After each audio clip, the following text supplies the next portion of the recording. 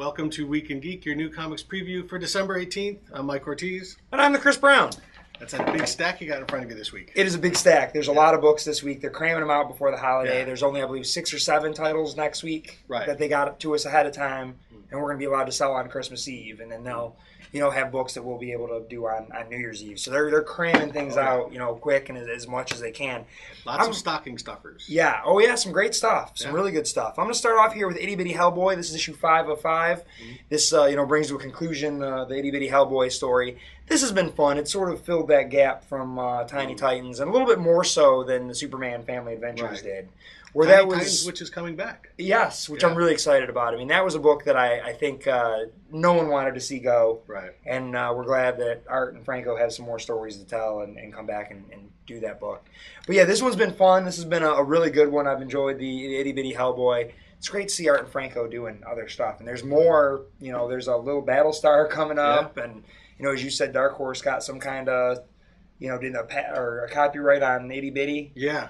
Yeah, so I think there's going to be a bunch of Dark Horse and Art and Franco. And they're putting out the trade paperback too, I think. Okay. Oh yeah, exactly. Comics. I'm waiting for the Itty Bitty Buzzkill. Kidding. Itty Bitty Aliens and Predators. That would actually be awesome. I would buy that. So next up, I've got to get into my Marvel stuff here. I've got Daredevil. This is issue 34. This has been a great book. This is, I believe, part 3 of the Legion of Monsters story that they were doing. I don't remember who was behind all of the ruse there that got him involved with the Legion of Monsters. But anytime you're going to bring back the Living Mummy and Frankenstein's monster and Werewolf by Night and the zombie character, I'm all about it. So this has been really cool. I've enjoyed what they've been doing with Daredevil. And aren't they bringing this book to an end, only to restart it again? Yes, I believe so. So they can get a new Marvel Now #1. Even though I appreciate that the Marvel now as opposed to the Marvel then now, they're just keeping the same numbers, but they're putting a #1 on it too, saying basically this is a starting point for you. Because that's what they did to that Avengers book that's coming out next week. It is a continuation of the regular numbering, but it does have a #1 on it. Although I think the Fantastic Four is... That one is starting over. So there's no If you're keeping your creative team, I think... Good point. But who knows? I don't know what's going on with Daredevil. Is Daredevil? I don't think they've announced, have they? I have no idea. I can't think they take Mark Waid off that book. I don't know. It was on third. Today's pitching. Tomorrow's catching. I don't know. Next up, I've got Longshot Saves the Marvel Universe. This is issue 4. I am a couple issues behind on this, but I've really been enjoying. Anytime you give me a Longshot story, I'm all about it. I like the idea that his powers are luck, and no, he's not a mutant. He just happens to be really lucky. Things flow his way. There's some kind of weird interdimensional entity that was trying to kill him. Looks like in this issue, it was killing anyone with luck. This issue looks like he is involved with is that the Superior Spider-Man? Yeah. I can't even tell. That kind of looks like an older costume. I don't even know anymore. Who knows? Long shot. I don't know. He's certainly luckier than I am right now because I'm confused as hell. Then we've got Samurai Jack #3. I really like this book. This brings my Samurai Jack back.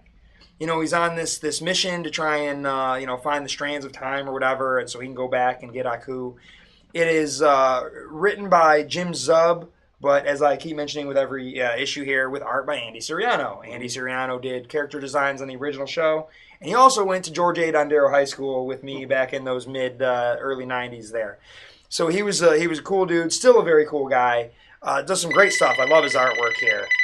Forgot to turn that phone off, so I'll just do that now. If that was you calling, don't call now. Next up, we're going to move on from that. And While you do that, I just realized I missed out a book. I'm going to get it. You keep going. He's leaving the set. It's nothing but random chaos. People calling, Mike leaving the set, dogs and cats living together. We've got Teenage Mutant Ninja Turtles #29. This is, I believe we are past that City at War story or whatever that was, and I think everything is, we're trying to put everything back together. We had one of our guys there had joined the Foot. That was a really cool battle, interesting kind of stuff. I'm a couple issues behind.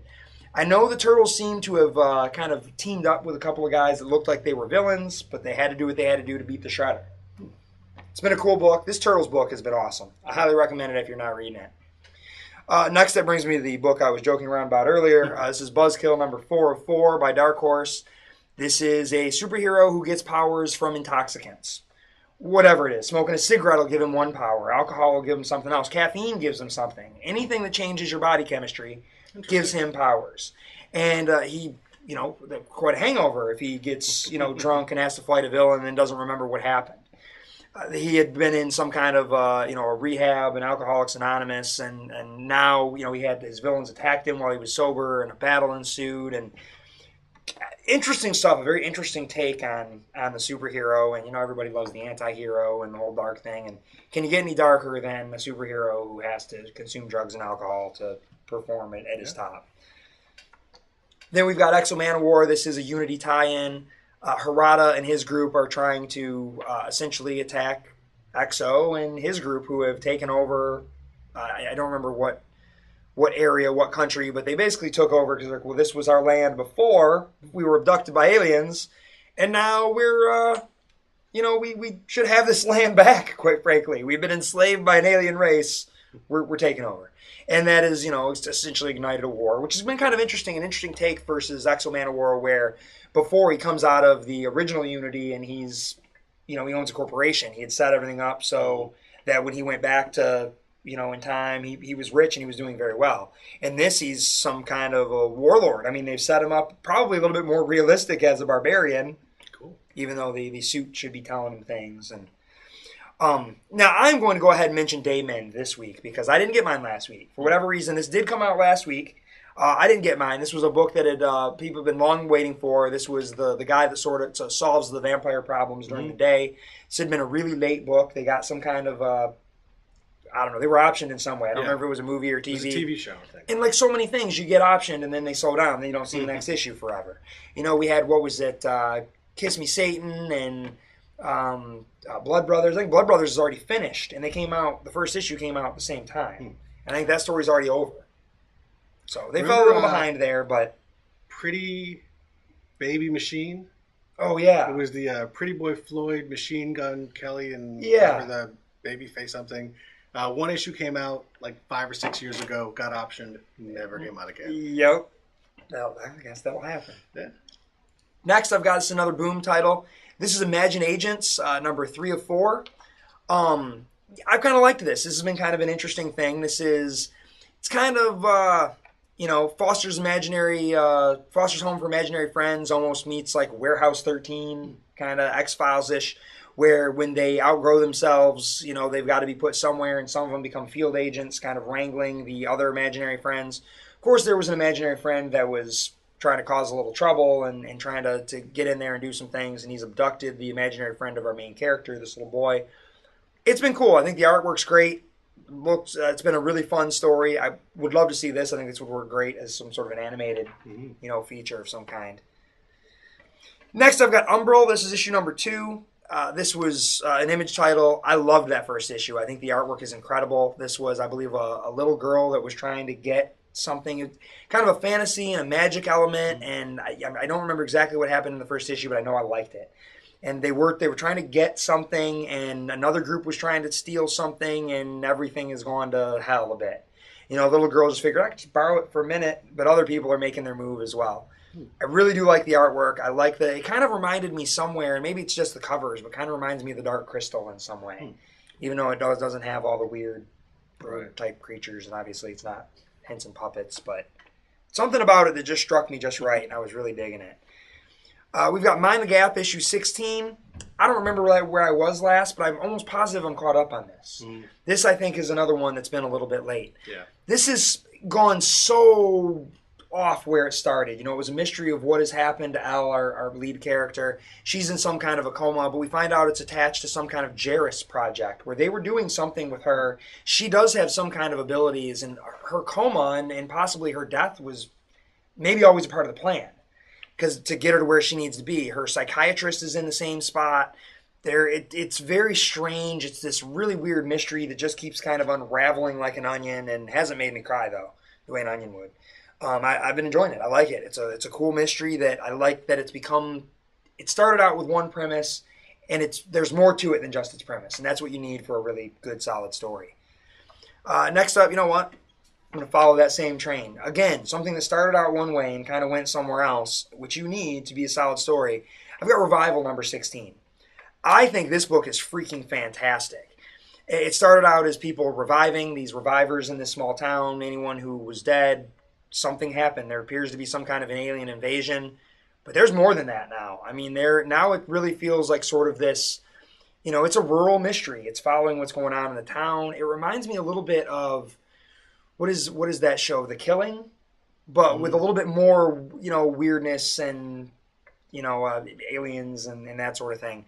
But it kind of reminds me of that, just like a rural small town, and cops are in there trying to figure out what's happening, even though it does have some kind of a national effect because they have to quarantine everyone. Because, well, when everyone in your small town revives, comes back from the dead, that's going to become a national problem. There's actually like a foreign show with the same premise, a TV show. Okay. It's on like Showtime or Netflix or something like that. Oh, okay, interesting. Yeah. Everybody's playing with these people coming back from the dead ideas at the same time. Well, and isn't that kind of a very similar premise to Rachel Rising?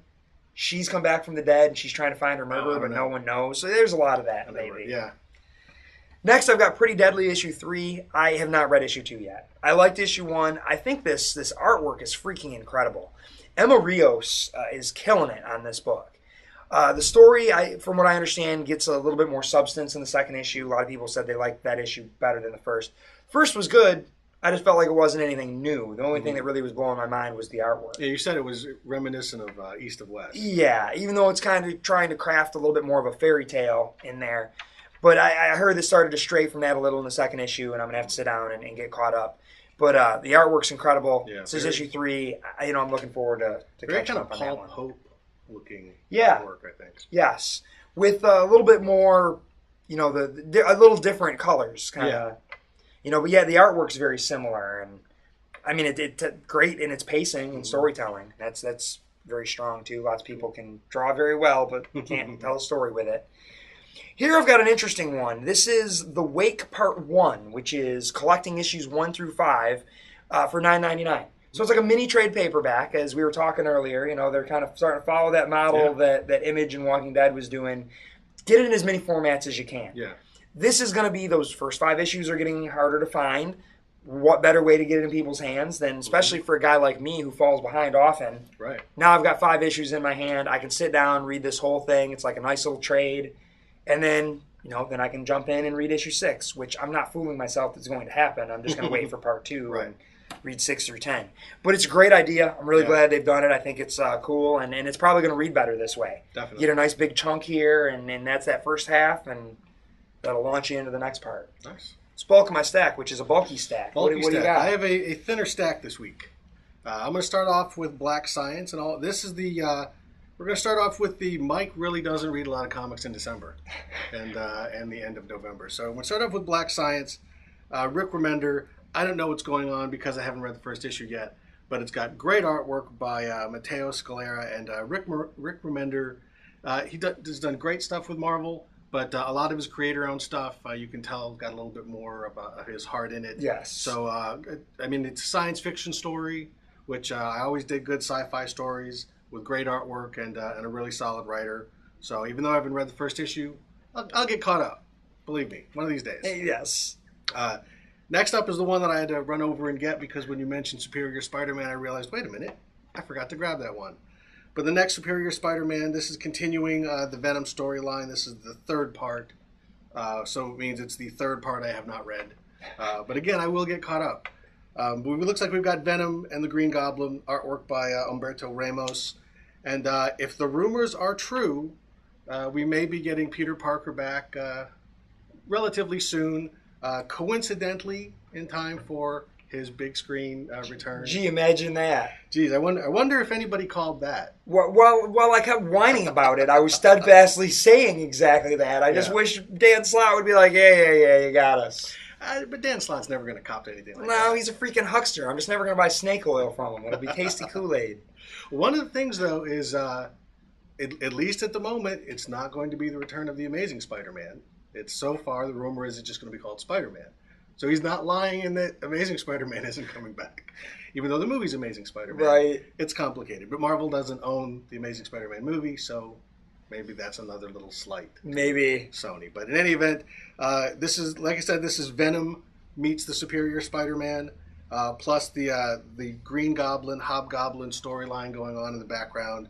So, if it's true that everything's going to kind of come to a head in May, then Venom's really like the last of the big guns that they need to Right. get out of the way. So Ock has fought everybody he needs to fight. It'll end with the Goblin because the Goblin is the villain. Right. And so yeah, that Dan Slott's run will be coming to an end. Possibly not run. He's continuing. Well, the book. right. But Dr. Octopus's run in Peter's body probably be coming to an end soon. And I wonder if that's not why they've been giving us a lot of Peter, to remind us, because we've got we've talked about so far we had 700.1. Yep. And then last week 0.2 and 0.3. This week we've got 700.4. And is this a new story? This is a part 2, so this is picking up. It continued in the second half. Oh, that's Remember, right. in the point 3, they had the second half was starting something else. Well, it looks like this one's another one that may have 2 stories in it. Okay. So, we've got just more adventures of Peter Parker. Apparently, the writer has, of the first part of this storyline, has gone online kind of complaining that they changed his story, that this was actually intended for something else. So they're kind of using up, I think, some inventory stories to maybe when Peter comes back, they'll be doing something a little different. But they're just giving you some more Peter Parker in this 700.4 and also 700.5. This one's actually written by Brian Reed, who is a pretty good writer. Okay. And this one's got the Human Torch. Oh, and Sean Chen. Yeah, some good stuff. They actually have some good creative teams on this. It looks like the backup thing has got Lee Weeks on artwork. His stuff's great. I love his art. It's weird because this is almost reminding me of that Daredevil Dark Knights book. Yeah. Where it's like different creative teams just taking a shot, 2-issue story, 3-issue story. But yeah, if you've been missing Peter Parker, like some people have been missing Peter Parker, you can get your Peter Parker this way. That's where I'm getting my fix. Yep. Next up, Saga. Once again, at least 3 issues behind on this one. I have no idea what's going on, but it's I have Saga. also fallen a bit behind. It's still a beautiful book. I mean, the artwork is great. I'm sure the story is really solid. I'm always just impressed at how good the cover and the design is. But if we haven't sold you on Saga yet, we're not going to. So I'm not going to belabor the point. Next up, Fantastic Four number 15. I think I'm only 1 issue behind on this, so I'm pretty good. But this is a great cover. It's got all these different Doctor Dooms. I think there was some Doctor Dooms of different alternate dimensions popped up in an issue a while back. That Loki looking Doom is crazy. Yeah. There's some weird stuff there, but it's got Doctor Doom. It's got Ant-Man. The weird thing is it's got Doctor Doom as well as Kang and Annihilus. And so we've got this big fight between the Fantastic Four and Doctor Doom going on here in Fantastic Four. Then we jump over to FF number 15, and we've got a big old fight with Doctor Doom and Annihilus against the FF. Now, they're all written by Matt Fraction, so it's not like the writer of one book doesn't know what's going on in the other book. And it doesn't really look like it's one of those things where they tell the same story from 2 different sides.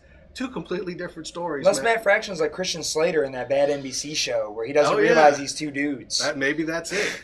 But it's Marvel time, so who knows if these things are not happening simultaneously. Although, in theory, if there's multiple Dooms, I guess they could be. Yeah, but there's usually only one Annihilus. But I think this is just Matt Fraction playing with us by giving us 2 big, totally different Doctor Doom stories. Unless, because I'm not caught up, they actually do tie together because they both have that alternate dimension Johnny. But I'm not, like the Watcher's in here and the Impossible Man, and it looks like Iron Man from the past. All with great artwork by Mike Allred.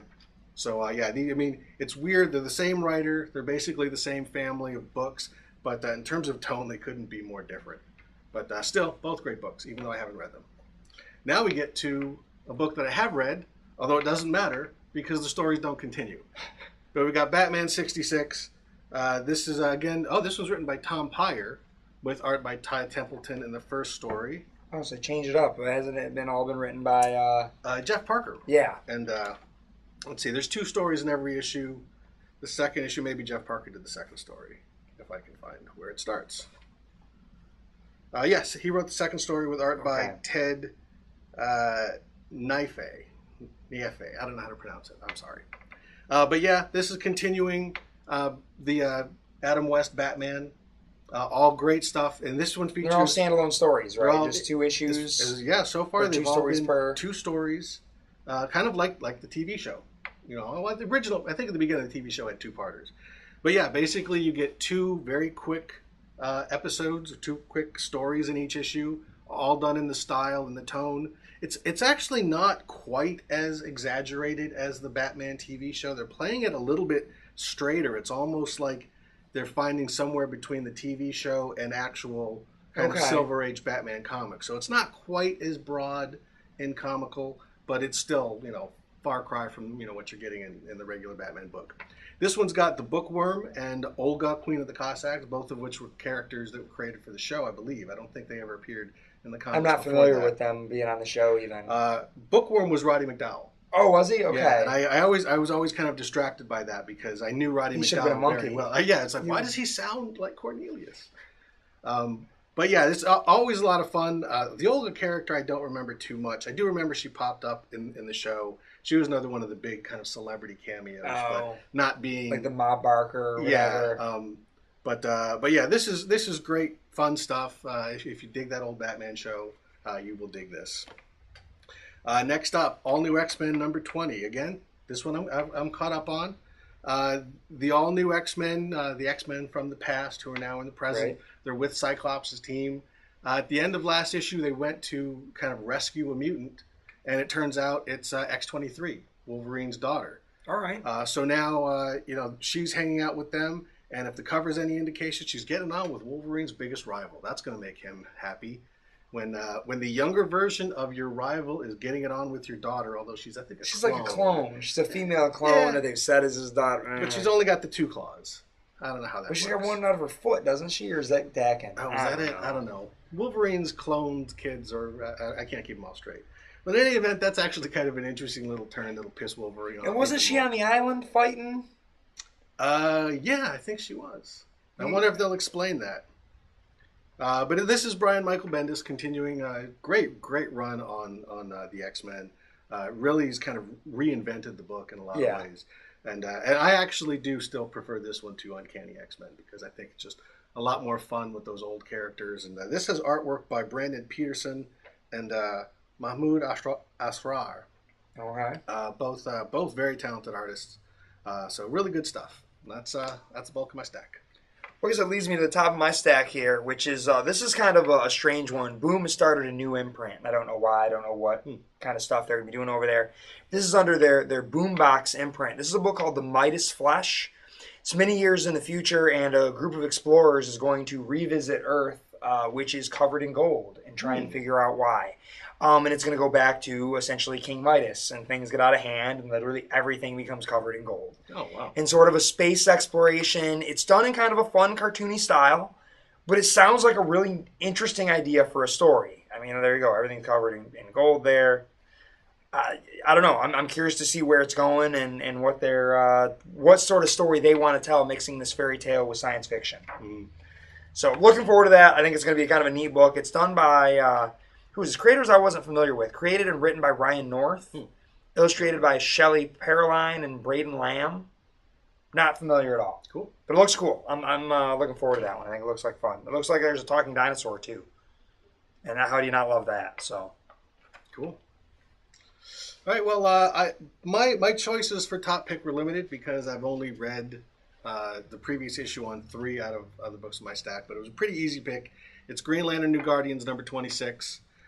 This has become my favorite of the Green Lantern books. Okay. And which is funny because it's the only Green Lantern book with a Green Lantern in the title, but no Green Lantern in the comic. This is actually the adventures of Kyle Rayner, who is a White Lantern now. And in this particular issue, he's joined by Star Sapphire and the Templar Guardians that were introduced at the end of Jeff Johns' run. The reason I like this book is, and like I've said this about all of the Green Lantern stuff since kind of the relaunch and then Lights Out, is they're really just going back to old-fashioned, confined stories that are just nice science fiction stories set out on alien worlds. The Guardians bring Kyle to a world where this technology it's a utopia. It's a perfect planet. Everything is works great. It's got this amazing technology, and the Guardians figure either there's something up here and there's something really sinister and insidious behind it, and if that's the case, we have to do something about it. Or B, this is all on the level, and this is amazing technology that has made all these people happy and made their lives wonderful, and why don't we try and bring this technology to other worlds? Kind of a neat idea. They find out that this alien race has used this device to steal moments from alternate timelines, small things that could go wrong in this universe. They'll swap it out with another universe so that it goes right. Okay. So that all of these kind of perfect coincidences and things happen to make this a perfect society. And their rationale is we're stealing small amounts of good things from thousands of other worlds to create one perfect world, and it makes those other worlds just a little bit worse off. How can that be a bad thing? Well, it turns out that one of those worlds where things went horribly wrong isn't too fond about the fact that their future was stolen from them, and now they're attacking this world. So it's kind of a neat idea, an interesting sci-fi idea about, kind of taking these small moments and coincidences and things from other worlds. Doesn't hold up very well scientifically, but it reminds me of an old Star Trek plot or something. All right.